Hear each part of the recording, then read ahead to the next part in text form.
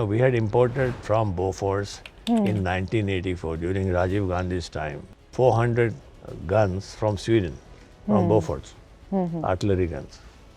And at that time, Sweden had given India a complete technology transfer package for India to make those guns here in India by the ordnance factory. Because in those days, defense equipment was only made by ordnance factories and public sector. DPSU.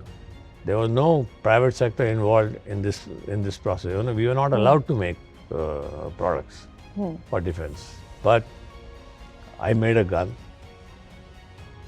and I exhibited this gun in the 2012 Defense Exhibition in Delhi.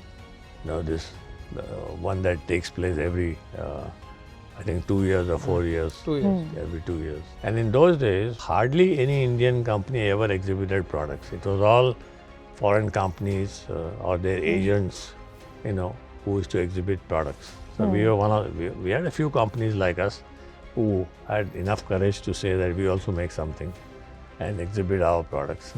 So we exhibited our gun. Gun is a big thing, it takes a lot of space. Yes. You can see it from far. So a lot of army guys walked by, some laughed at it, but not a single guy stopped to even see what the hell it was.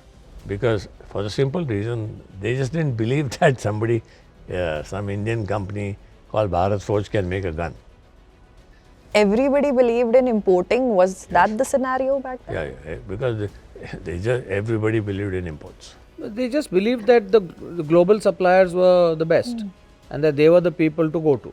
They had no experience with private companies. with Indian companies making guns. Their only experience was with public sector units. It was a bad experience, not great experience.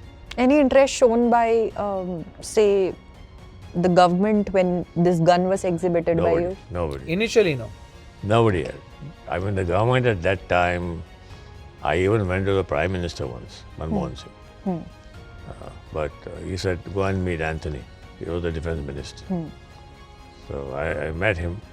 He listened to me for 15-20 minutes. He said, thank you very much. I walked out. I got no response, no nothing. That was how it was in those days.